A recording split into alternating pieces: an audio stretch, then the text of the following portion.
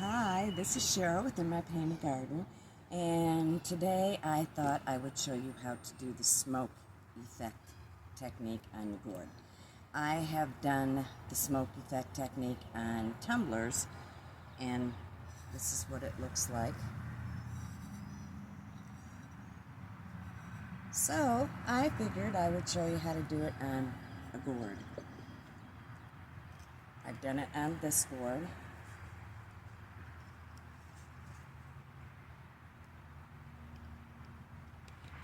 Let me tell you what you're going to need. Of course, you're going to need a clean gourd.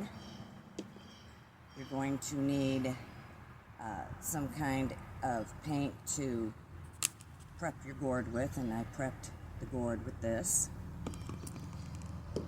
Now, some people, I know that you can do it with a candle, but I don't like doing it with a candle because it doesn't have enough smoke to it. So, put the candle aside for me. I like to use an oil lamp because it gives a lot of smoke off. So let me show you how to do it. Lay this aside. You're going to want to get a lot of smoke going on it. A lot of smoke. I think you can see there's a lot of smoke going on it.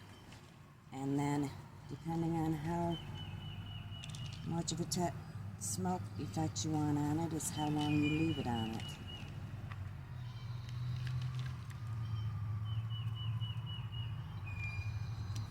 But you want it smoking really good.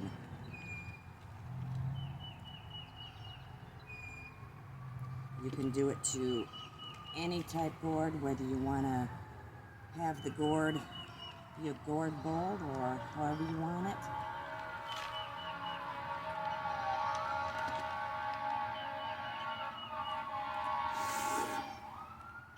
But I will tell you, do not touch where you have done it, otherwise the smoke will come off on your fingertips. So when you're done with it and you're satisfied with it, okay, so I'm not really satisfied with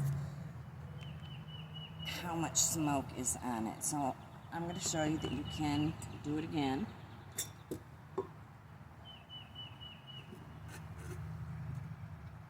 As long as you have not put any polyurethane on it, of course.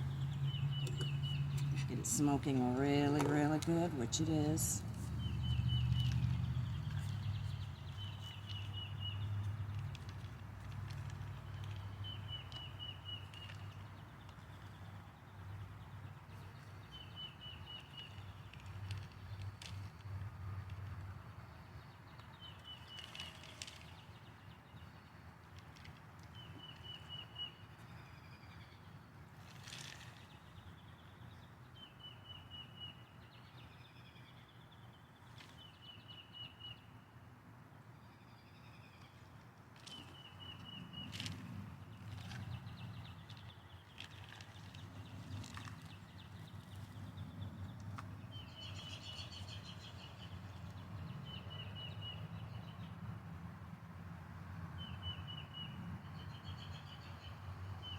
Just want to show you what it's like if you leave it on longer.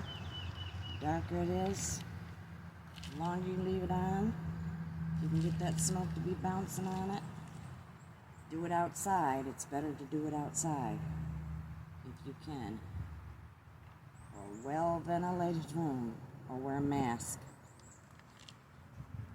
Okay, so I think I like that one better. It's got more smoke effect on it.